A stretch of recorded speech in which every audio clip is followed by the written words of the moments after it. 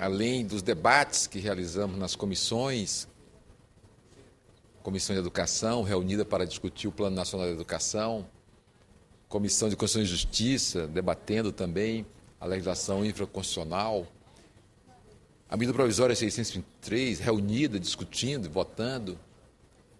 Então, essa casa demonstrando o seu vigor, e isso é muito importante no dia que também o Senado Federal recebeu,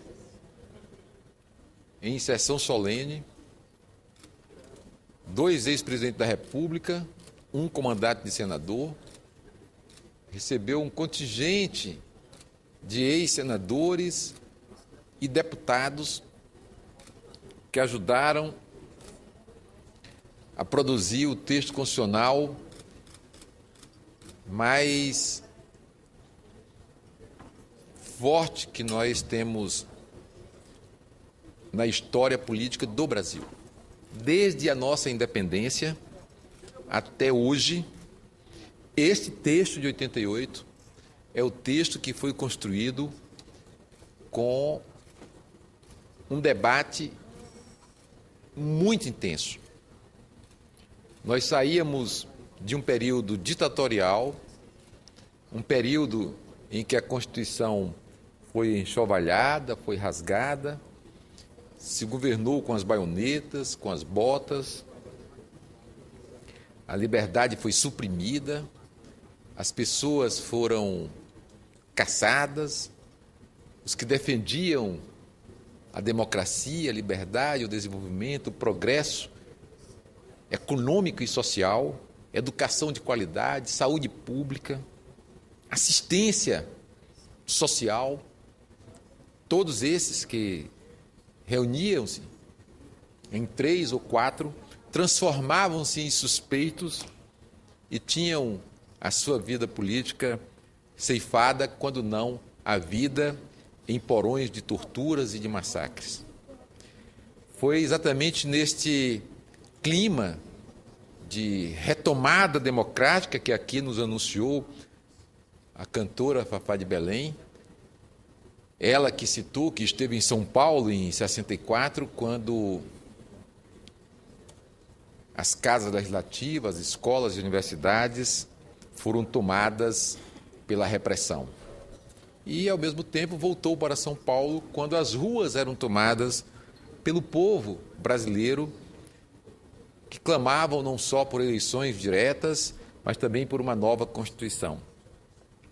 E coube ao presidente Sarney, que substituiu o presidente Tancredo Neves, eleito no colégio eleitoral, que era o instrumento por onde a ditadura consagrou o seu poder. Foi lá mesmo que ele foi liquidado, a ditadura foi liquidada ali, no próprio colégio eleitoral, com a eleição do presidente Tancredo Neves, como vice-presidente o senador Sarney, com a morte de Tancredo, Sarney, com a doença de Tancredo, e, na sequência, o seu falecimento, Sarney assume e convoca a Assembleia Nacional Constituinte.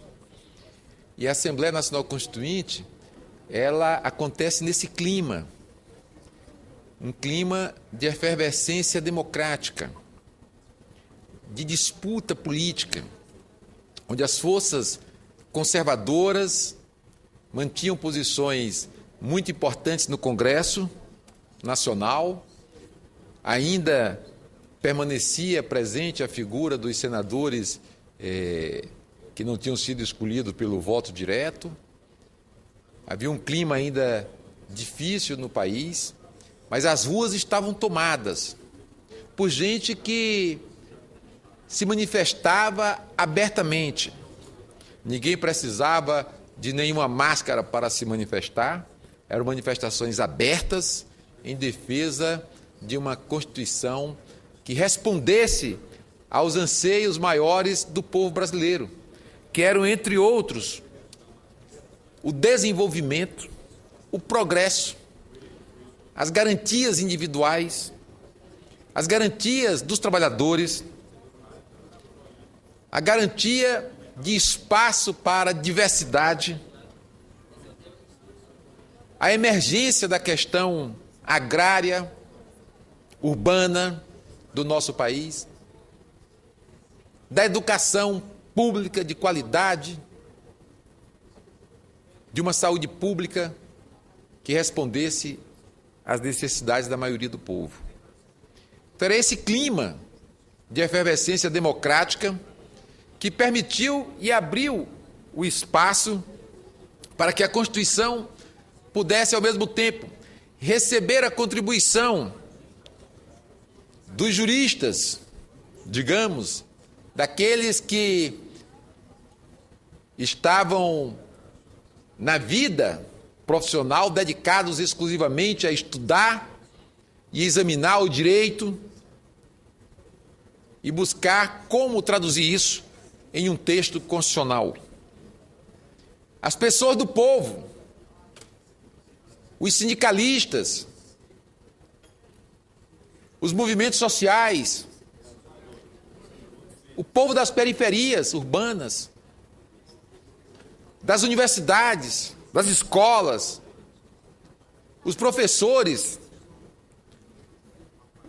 os metalúrgicos, os bancários, os comerciários, os trabalhadores de serviço, todos esses setores puderam organizadamente se manifestar, ajudar a elaborar o texto constitucional.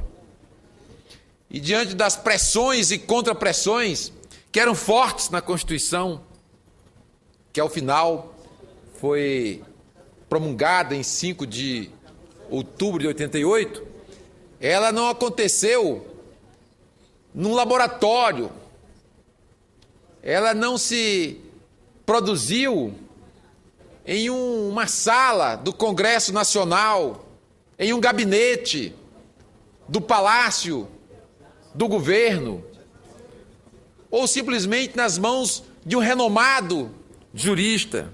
Não. Ela foi fruto dessa efervescência, deste momento da vida política brasileira. E por todas essas razões é que ela se constitui como o instrumento mais avançado da história política do Brasil. É esta Constituição. Ela abrigou defeitos, com certeza, mas ela tem mais virtudes. É esta Constituição que garante a liberdade de expressão política para todos, todas as correntes de opinião, todas as matizes possíveis no espectro ideológico podem se constituir no nosso país, podem se formar partidariamente, podem se organizar em associações para discutir aquilo que consideram que é o mais importante para a sua corrente de opinião. Então, este assento da Constituição, na forte mobilização social que a precedeu e que foi instrumento básico para a sua formação, porque precedeu e se manteve como pressão durante todo o período de elaboração da Carta Constitucional. Claro que muitas questões que nós levantamos ficaram pendentes, mas considero que a mais importante foi consolidar o processo democrático no Brasil. Porque as experiências que nós vivemos, dramáticas, muitas delas, desde o Império, a República, a Revolução de 30, que começa avançada, progressista, que tem esse sentido do desenvolvimento, comete brutalidades e usa instrumentos legais, produzem uma constituição no ventre do arbítrio, do autoritarismo e da mais bruta repressão durante o governo de Getúlio no Estado Novo, a despeito de ser um governo que pensava e tratava de questões estratégicas do ponto de vista do desenvolvimento, mas cometeu esses abusos. Nem discutir as sequências quando se enxovalhou a Constituição de 46, retirando do Congresso Nacional opiniões e vozes que contestavam a doutrina da época de alinhamento automático do Brasil à nova onda, digamos assim, mundial, que era se atrelar ao governo norte-americano na nossa região. Fruto disso, suprimiram do Congresso Nacional, numa estupidez jurídica, em aberrações que não tem sustentação nenhuma. Usaram o Supremo Tribunal Federal, usaram o Tribunal Eleitoral e, pior, usaram o Congresso Nacional para cometer o abuso de suprimir do Congresso Nacional a representação do Partido Comunista do Brasil, que usava à época a sigla PCB. Isso foi feito aqui. Volta ao Getúlio, em eleições. Quantas manobras para impedir talvez o momento mais inspirado, que é o Getúlio num governo onde ele foi eleito pelo voto popular. Quando ele foi eleito pelo voto popular, ele então é atacado, porque tinha nas mãos a ideia de fortalecer os instrumentos que permitissem o Brasil se desenvolver. Como estes que hoje nós discutimos, que é a Petrobras, é a Eletrobras, é o BNDES, que ganhou um S na sequência, mas era BNDE, o Banco do Nordeste, o CNPq. Foram esses instrumentos que foram criados à época. Vem o golpe, suprimem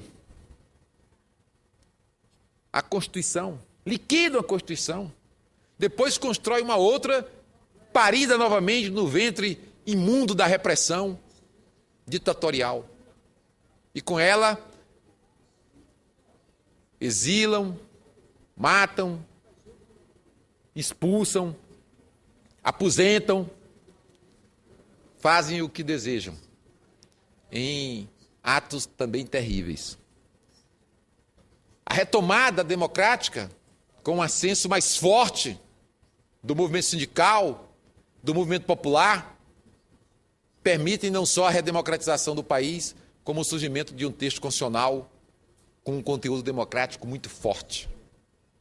E essa marca nós temos que garantir. É nossa obrigação de brasileiros, de gente comprometida com o progresso, com o desenvolvimento, de que o caminho do Brasil seja o da democracia, de manter o sistema democrático, que permita que as vozes, as opiniões sobre como construir a nossa nação, sejam elas mais diferentes possível, tenham assento não só no Congresso Nacional, mas entre o povo pelos diversos meios. É essa Constituição que lança também e fortalece a ideia de que o poder será exercido pelos representantes escolhidos pelo povo, mas também o povo poderá exercê-lo diretamente.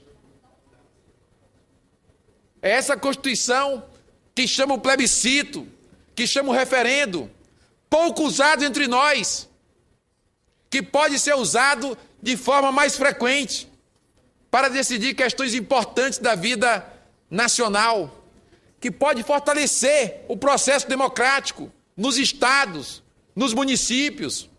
Isso é para ser mais corriqueiro, mais usual, porque é a forma mais adequada do povo poder exercer diretamente o poder no nosso país.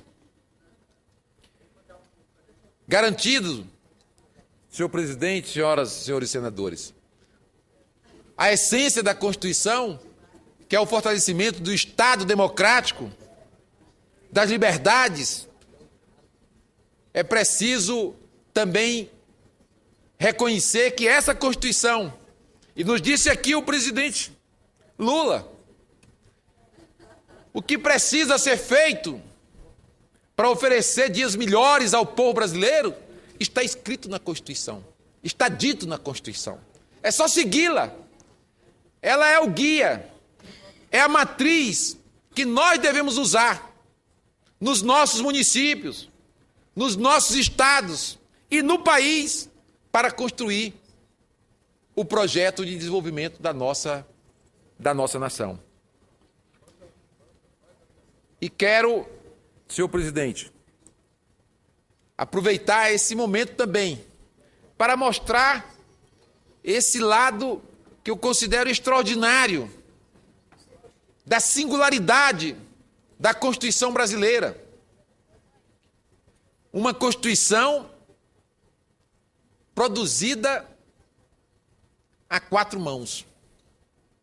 Produzida pelos constituintes e pelas emendas populares. Mais de 100 emendas populares foram aproveitadas pelos relatores setoriais e pelo relator geral, permitindo que a Constituição tivesse esse conteúdo. Eu posso dizer a Vossa Excelência que tenho buscado ler, estudar as constituições das outras nações, de como elas foram elaboradas, e meu caro senador Paim, que preside essa sessão, não há nenhuma Constituição produzida com essa efervescência de emendas populares. Mas não foi só isso. Nós fizemos as emendas, entregamos em um ato político fantástico aqui ao presidente Ulisses Guimarães. As emendas vinham em carro de mão, as emendas vinham em carrinho de supermercado, vinham em ombro do povo, foram entregues aqui num grande ato político, que todos não puderam entrar, porque o salão não podia recepcionar a todos. Mas o presidente Ulisses foi ali, levou com ele um grande número de constituintes, deputados e senadores, para receber as emendas populares. Depois elas foram examinadas uma a uma pelos relatores setoriais. E o relator geral, não se dando ainda por convencido de que alguma daquelas pudessem ser arquivadas, mandou chamar para si as próprias emendas populares. E, na sequência, convocou as entidades para mandar os seus representantes, para que eles fizessem a defesa do texto que produziram aqui no plenário da Assembleia Nacional Constituinte. E foi assim que eu vim aqui defender emendas populares. E digo, as nossas emendas, daquelas que mais nós nos empenhamos, foram aproveitadas. Uma que eu vim defender aqui foi a suspensão do pagamento da dívida externa e a auditoria da dívida. A suspensão, o relator não aproveitou do pagamento da dívida, mas mandou fazer, colocou nas disposições transitórias que deveria ser feito uma auditoria da dívida externa. E foi feita com o apoio de uma comissão parlamentar de inquérito, na sequência da Constituição.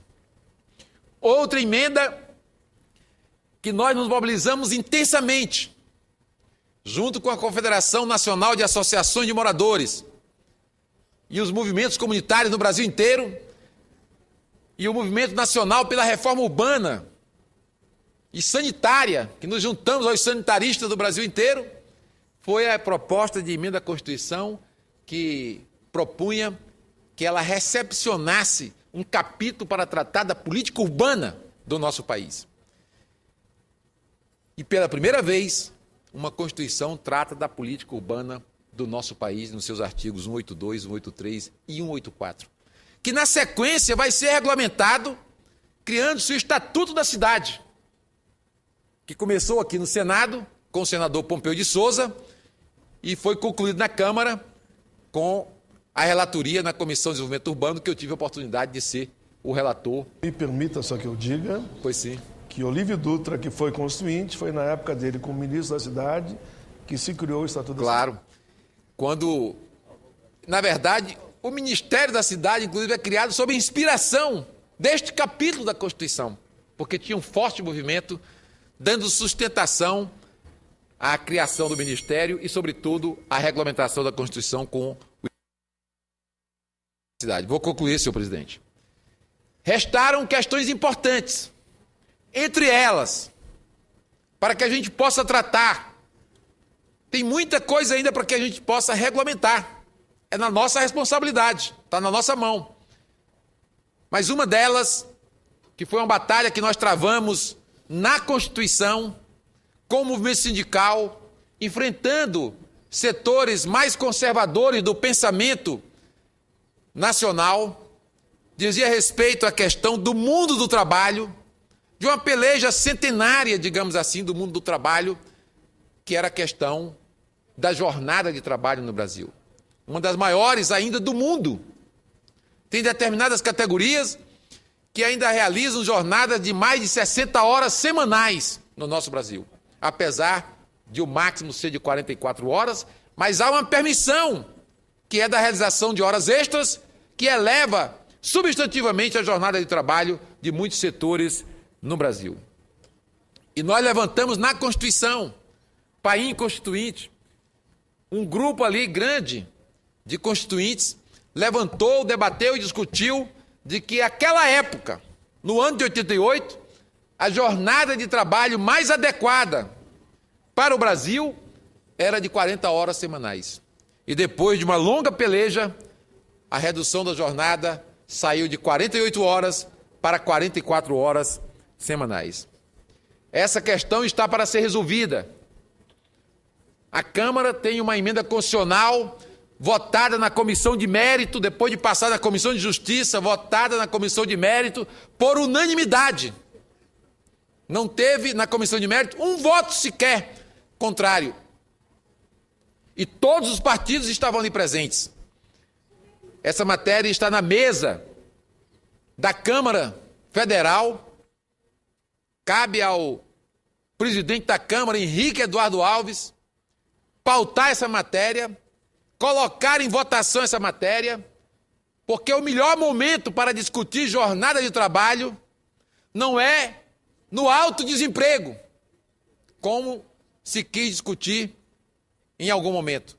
É na hora que o povo está empregado, é na hora que tem trabalho, é a hora de mostrar que nós temos mais equipamentos, nós temos mais máquinas, nós temos mais automação, computadores na mão de todo mundo, o telefone celular já é um computador, então não existe mais razão para manter uma jornada de trabalho como a que nós temos no nosso país de 44 horas, ainda adicionada a um volume grande de horas extras no nosso país. Então, senhor presidente, senhoras e senhores senadores, ao também fazer essa nossa referência, a nossa Constituição, a Constituição mais democrática, a Constituição com mais participação popular de todos os tempos da história no nosso país, e se pesquisar no mundo, essa foi a que teve a maior participação popular. Ao comemorá-la, ao dizer que ela é, sim, como nos ensinou Ulisses Guimarães, a Constituição cidadã, por todas essas razões, nós devemos buscar no sentido de preservá-la, regulamentar ainda muitos dispositivos e estar vigilante sempre, porque ela é o instrumento mais forte da democracia em nosso país. Muito obrigado, senhor presidente. Doutor Inácio, eu só me permita só que eu faça uma homenagem à CONTAG. É lá na CONTAG, claro. Nós reunimos com Vossa Excelência, claro, é isso movimento mesmo. sindical, DIESE, para levar a pauta dos trabalhadores. Dormíamos na CONTAG. Muito bem, a CONTAG nos recebia, nos alojava e ajudava a elaborar, porque a gente ficava lá, inclusive com os advogados da CONTAG, trabalhando na produção e nos ajustes das emendas à Constituição brasileira, que ao final sai fortalecida com esse viés popular inigualável no mundo. Obrigado. Pela ordem.